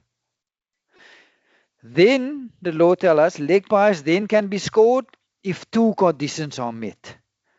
The law wants the striker to play at the ball. There should be an attempt to try to hit the ball with their bat. That's the first condition, or if they try to avoid being hit by the ball. So for leg byes to be scored, it needs to hit any part of the person. Yes, I know it hits. Most of the time it hits the pads, but there are times where it hits, the tummy or the shoulder or the hand. So any part of the person or the protective equipment. And if it does hit any part of the person or the protective equipment, leg byes can then only be scored if the striker try to play at the ball or the bat. They need to play a shot. And if they play the shot or they try to avoid being hit by the ball, you can allow those leg byes.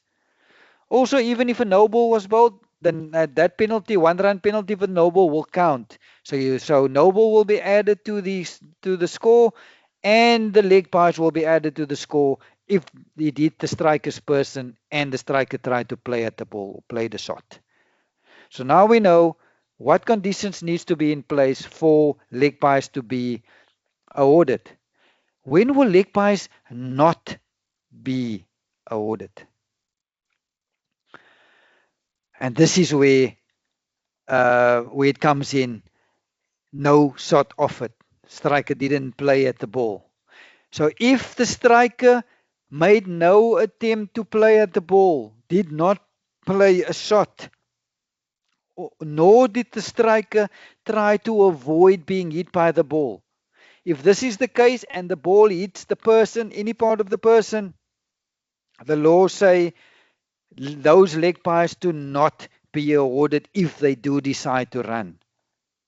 But How do we deal with this if they do decide to run? And quite often they do decide to run. You'll be surprised. You think it only happens at maybe club levels or lower league cricket. It happens at provincial level as well. I've seen one or two incidents at international level where they don't play a shot and they run. So now, how must we deal with it as umpires if no shot was offered, the striker didn't play at the ball, or try to avoid being hit by the ball, and the ball ricochets, let's say, to fine leg, and now they do decide to run?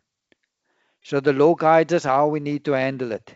The law tells us if the batters, yes, they're not supposed to run, and it's not the umpires or the fielding side's problem that they don't know the laws and they're not supposed to run. So if they do decide to run, umpires, you don't intervene immediately. You wait until either the ball reaches the boundary or they complete that first run. And if the ball reaches the boundary or they complete that first run, that is where you intervene. And how do you intervene? By calling and signaling dead ball. So many times it happens, player doesn't offer a shot, hits the pad, ricochets to fine leg, and they run. And as soon as they run, players will go, umpy, dead ball, they're not allowed to run. Relax, players, I've got this. Because law tells us you should not call it immediately. You need to give the fielding side an opportunity to see if they can run out either of those batters. It's not the fielding side's problem that batters don't know the law, they're not supposed to run. So the law allows or gives the fielding side the opportunity to run out either of these batters in the first run. So I'll give you a practical example of how to deal with this. The ball was delivered. Striker made no attempt to play at the ball, shouldered arms, ball hits the pad, and from the pad it ricochets to fine leg. And now they start to run. Don't intervene yet. Don't call no ball a dead ball yet. Wait, let him run. See where the ball's going. And let's say in this example, they run and they complete that first run. The striker got to behind the popping crease at the bowler's end, and the non-striker got to behind the popping crease at the wicket keeper's end. So now they've completed that first run. Now you intervene as the umpire. Now you say, dead ball, players, dead ball. Now there are more things that you need to do as the bowler's end umpire, because yes, the ball is now dead, but we've said leg byes do not be awarded. They ran a single, and according to the law, this single should not be allowed. We need to disallow the runs. So that one run to be disallowed. If a batter was run out on that first run, the not out batter must go back to the original end. If there was a no ball, that no ball to count. And lastly, any 5 penalty runs from this delivery, it will be added to the scorecard, except there's one exception, and this exception is if the ball should hit the helmet that was played behind the keeper by the fielding side. In this instance, where leg byes are not should not be awarded, if the ball should hit the helmet behind the keeper, in this instance, you will not give those penalty runs. So yes, everyone, thank you. That's all content that I'm covering this evening. I'm now going to open the floor. Just give me a second. I'm going to unmute your microphones. But before we get there, let me get to the chat box first. We'll go through the questions in the chat box. We'll also cover those quiz questions. And then I'm going to open the floor for any questions that you may have. Okay, first question. KK, Kraspos. Kraspos is saying, yes, he feels for the two umpires on the Ben Stokes incident. I agree with you. happens quickly, Kraspos. So yes, I also sympathize with the umpires. However, his question is, could the third umpire or the TV umpire not intervene? So Kraspos, at that stage, unfortunately, the TV umpire does not have powers to intervene at that stage. There are the International Cricket Council gives guidelines in the playing conditions when the TV umpire can intervene in instances, and when they can't. At that stage in 2019, they could not intervene. The TV umpire couldn't intervene in this example. But since that incident happened, they've now changed the playing conditions where the TV umpire today can intervene or in instances like this. Or actually, the changes that they've made to the playing conditions is since this incident is, if you the on-field umpires wants the TV to have a look to check how many runs, where the batters were, you can actually go and send this upstairs and ask the TV umpire to have a look, and he or she can then use every single angle to check where the batters were, how many runs. So yeah, it's just unfortunate at that stage TV umpire couldn't intervene, but these days, since that incident, they now can. Srujan, if the first run is unintentionally short, batters turn for the second run, but do not cross, and then an overthrow boundary. Then there's an overthrow boundary. Is it 5 runs? So Srujan, firstly, that first run was short, so that run do not count. Secondly, the second run that they were busy with, they didn't cross, so that second run also cannot count. But the ball went over the boundary, so the boundary will have to count. So in this scenario, 4 runs to count, not 5. And then you go on and say, what if they cross for a second run at the time of the throw? So now again, it is unintentional.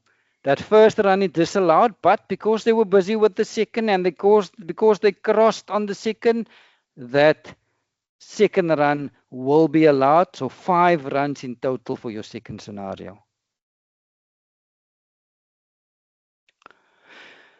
So Couple is asking, if a player crosses for the third run and the overthrow goes for the boundary, can we give more than 6 runs? Yes, Couple, you can give more than 6 runs. You can give, let's say, if they ran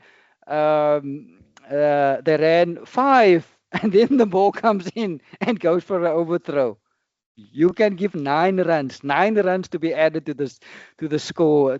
Good luck in signaling 9 runs to the scorers. Don't know how you're going to signal that to the scorers to make sure that they record 9 runs.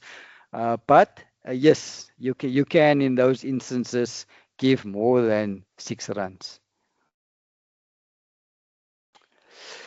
Then I see there were a few comments of runouts and stumped. So that's the Johnny Bairstow video. So the correct mode of dismissal in that scenario is Johnny Bairstow was out stumped. Why?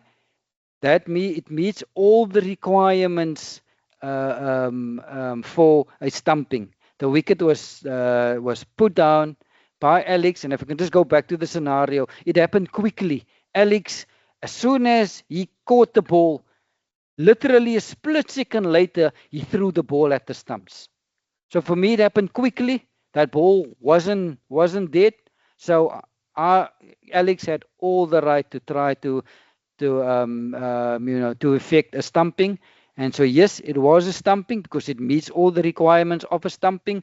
The keeper put the wickets down without the intervention of any other fielder. Johnny did not try to run, and he wasn't behind his crease. So all criteria for stumping was met. That's why the correct decision was, and the umpires did make the right decision. Johnny was given out stumped.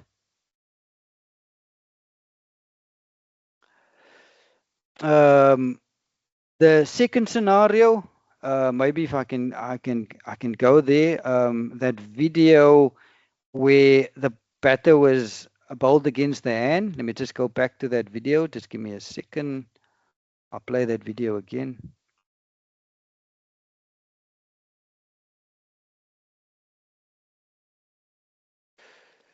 Let me just share my screen again. I want you to look at. So look at the scenario.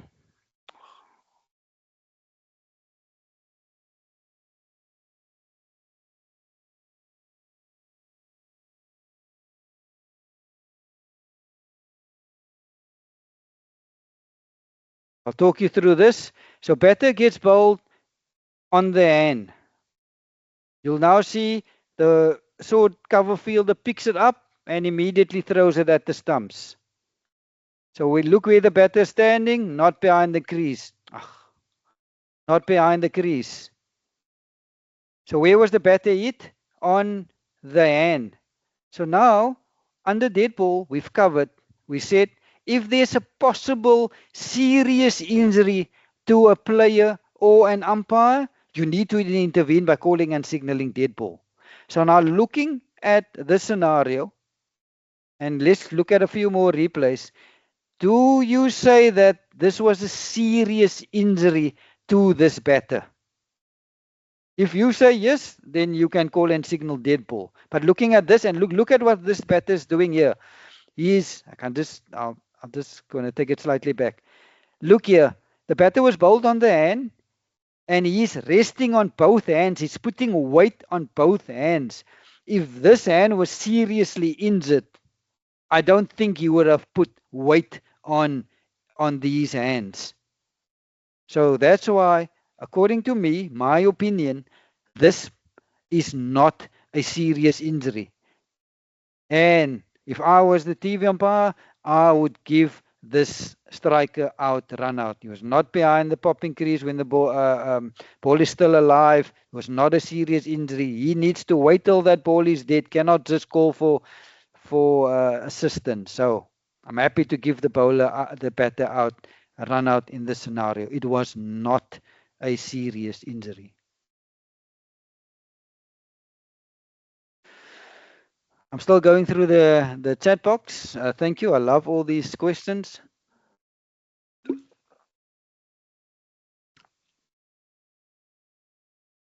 Srujan asks, so if the ball is lost within the field of play, the fielder call lost ball when the batters cross for the second, how are runs calculated? Does this ball count? So Srujan, this law was changed I think in 2017, so pre-2017, it was up for fielders to call lost ball. But since 2017, where there was a law change, it's not fielders to call lost ball anymore when it happens inside the field of play.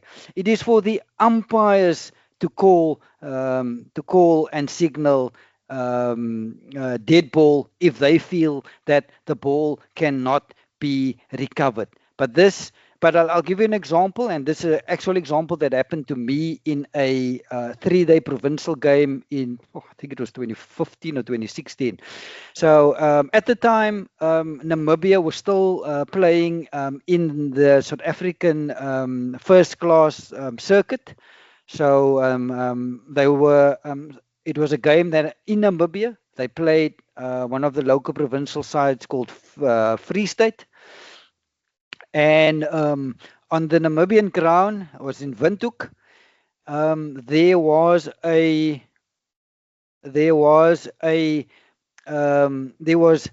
I'm not sure what it's if there's an English name. I know they called meerkatte.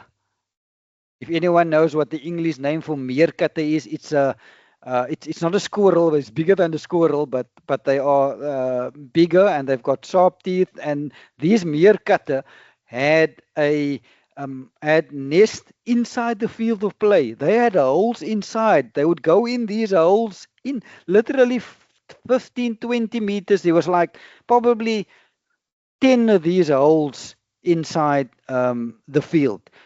Yes, the curator tried to fill them up, but but these meerkatte kept on digging it while play was in progress. So what happened was, as the ball was hit towards the boundary, the ball actually went into one of these holes.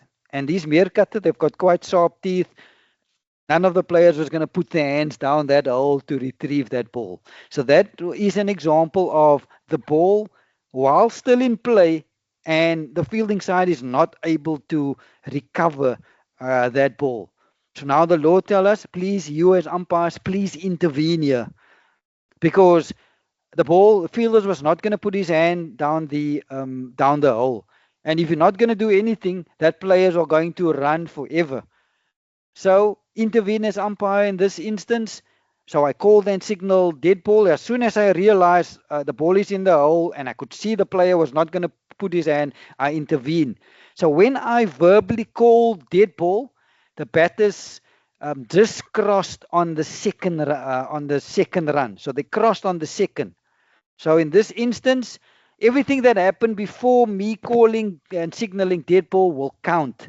The ball will count, the completed run will count, and the second run that they were busy with. And because they crossed at the instant when I called, the second run also to count. So 2 runs were added to the score, and the ball to count as 1 for the over.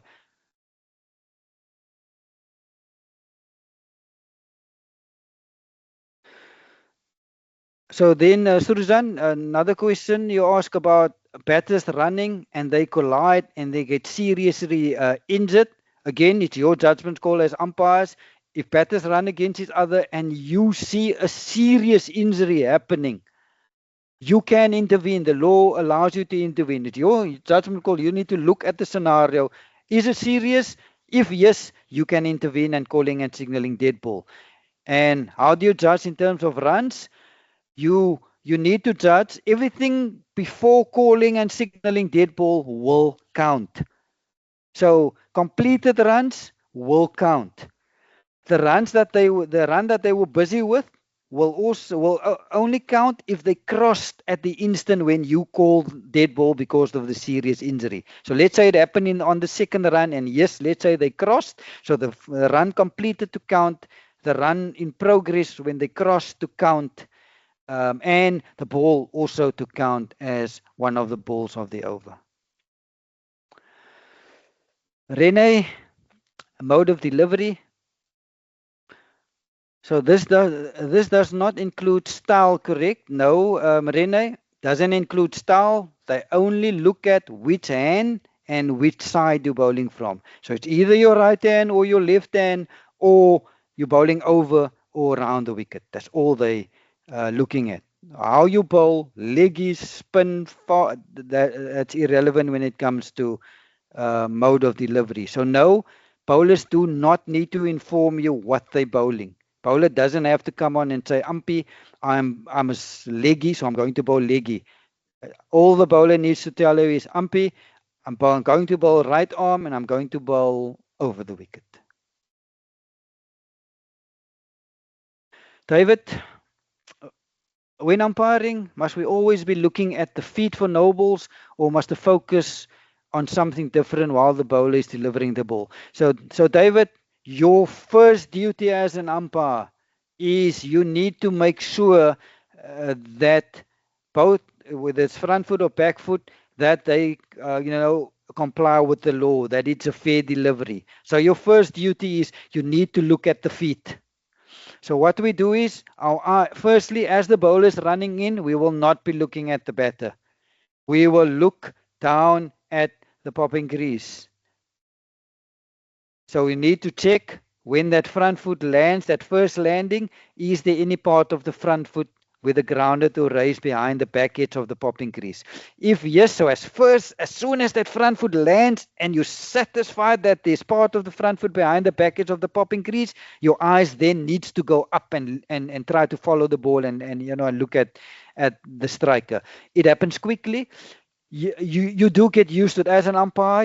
Initially it happens quick, but the more you umpire, you get used to it. Your eyes trains, your eyes are quick. So you look down, look up try to follow the ball. So yes, you have to look at the feet first and then try to follow the ball and look at the batter. That's at non-televised games, but at provincial, at international level, when there is DRS in place, they do have the luxury of auto noble being in place, meaning the TV umpire actually check every single delivery, front foot and back foot, whether it complies with the laws. So those of you one day that's going to get to international level and be involved in a DRS game, auto noble is in place, and it's lovely because you don't have to look at the front foot. You can just focus on the striker. But non-televised games, yeah, you need to look. So Ashok is asking, so hit wicket available in a no ball. So can you be dismissed hit wicket of a no ball, Ashok? Ashok, there are 3 ways to be dismissed of a no ball. Hit wicket is not one of them. It's hit the ball twice, obstructing the field, and a run out. So those are the only 3 ways that you can be out of a no ball. So if a batter is hits the wicket and the ball is a no ball, that batter will be not out. Next, Davey. If the ball goes for a boundary off a leg by where they don't play a shot, is it also no runs? Yes, Davey. Definitely no runs to be scored. For leg byes to count, the conditions are the law wants a shot to be played or batter try to avoid being hit by the ball. So in your scenario, because the batter shouldered arms, didn't play a shot, and it then hit the pad or the person and ricochets from there, or let's say went past the keeper over the boundary, those leg byes do not be awarded. Mukusele, why is there no free hit in Test match cricket? It is free hits is a playing condition that you'll only find in T20 or 50 over cricket or T10 cricket. It's a playing condition. You won't find it in the law. You can look in that law book. You won't find any wording that speaks about free hit. It's a playing condition that was added by the governing body for cricket for the various competitions across the world, and you'll only find it in, I call it white ball cricket, i.e. T20 or 50 over cricket or T10 cricket. It is not part of more-day cricket. It's not part of Test match cricket. We won't find free hits in Test match cricket, nor in Cricket South Africa's 4-day provincial competition. So if you do bowl a no ball, it will only be a no ball, and that ball needs to be, if it's a Test match and you bowl a no ball, you need to re-bowl that ball, and 1 run will be added to the score because of the no ball, if no runs is scored off it. But in 50 over cricket or T20 cricket, if you bowl a no ball, the playing condition states the next delivery will be a free hit. Okay, next question. PVVS. In the last point of disallowing a leg ball while obstructing the field, hit wicket also be allowed along with the run out. So PVVS, yes, the dismissal will be allowed, but in terms of the runs will not count. So if there was a run out, that run out will stand. Any dismissal will stand, but the leg byes will not count.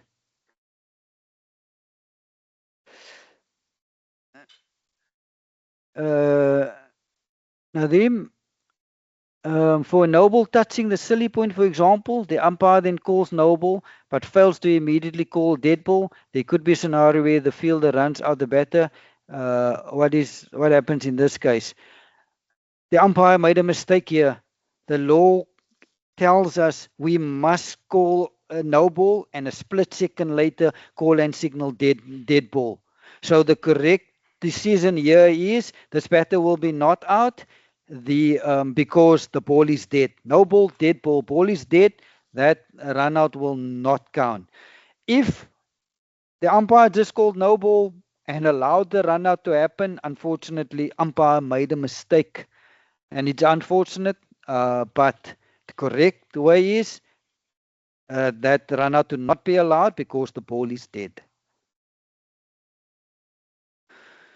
So Ashok is asking if there's a serious injury, and I've mentioned under the dead ball law, you need to call and signal dead ball is if there's a serious injury.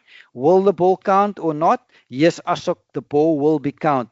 Anything that happened before the call of no ball for the serious injury, everything that happens before then to count. So in this instance, yes, the ball will count. Kapil, if a wicketkeeper throws the ball behind intentionally and trying to run out the players in a free hit. If the wicketkeeper throw the ball behind intentionally. A couple, I don't understand your question. When we get to the answer, when I'm going to ask for hands to be raised, can you please ask your question? I don't understand what you're trying to ask me. The second last question that I see in the chat box. Ashok, if the bowler can't tell mode of ball to the umpire, is it a no ball? So Ashok, umpire needs to ask the bowler what he or she is bowling. That's usually the bowler will come to you when they hand the cap to you, will say, Umpy, I'm right-handed and I'm bowling over. 9 out of 10 times that is what happens practically. But if the bowler hands the cap to you and don't say anything, it's your job as the umpire to ask the bowler, what are you bowling, which hand, and are you going over or around. And after the bowler informs you, if he or she do decide to change hands without informing you or change mode by going over or around, you need to intervene by calling and signaling no ball. So Ashok, I'm not sure if I answered your question. I've answered it how I'm interpreting your question, but if not, you can elaborate, or you can, when we get to the Q&A section, you can ask again. You can elaborate on your question. Another question from PWVSS. Does no sort of a scenario and instant apply for a bias as well, or better said, doesn't matter for bias? So no shot offer doesn't count for bias. There's only one criteria or condition that needs to be in place for bias to be allowed, and that condition is, did the ball hit the bat or the person? If no, bias to be allowed. That's the only condition. Where no shot comes in is when leg bias. Here the law wants for leg bias to be awarded, they want a shot to be played. If no shot is played, leg bias to not be awarded.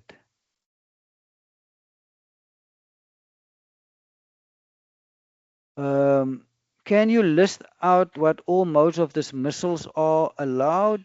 PWVSS. Yeah, there are 9 modes of dismissals.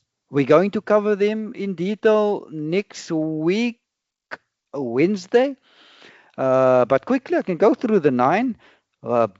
Bowled, caught, hit the ball twice, hit wicket, LBW, obstructing the field, run out, stumping, and timeout. So those are the 9 modes of dismissals. Couple, wicketkeeper can do that because no stumping is considered in a no ball, so wicketkeeper can. Kapil, I still don't understand your question. Wicketkeeper can do that because no stumping is considered. Kapil, I don't understand the question, but when we do get to the Q&A, you can raise your hand and I'll happily listen, or you can elaborate what you're trying to ask. There's a question about what about retired hurt? Retired hurt is not a mode of dismissal. Yes, the law allows for a batter to retire if they do, for example, injured. The law allows you to retire, and if you're injured, you can come back later on, but it's not a mode of dismissal. Okay, PWWS. In the last point of disallowing leg bias, will the also be allowed with the runner? PWWS. I don't understand what you're trying to ask me about these modes. When we get to the Q&A, unmute your mic and elaborate on your question. Okay, that's all the questions in the chat box. Let's go to the floor. Then first needs to unmute your microphone. Just give me a second. Let me just unmute your microphones.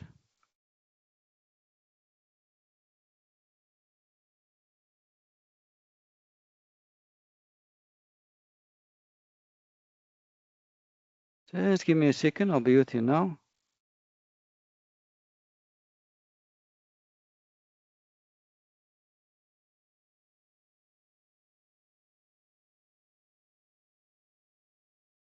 My settings. Give me a second. Trying to unmute. Struggling to unmute.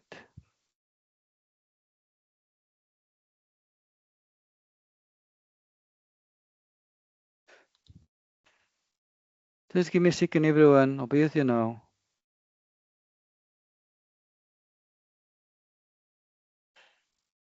Yeah, technology is letting me down here, everyone.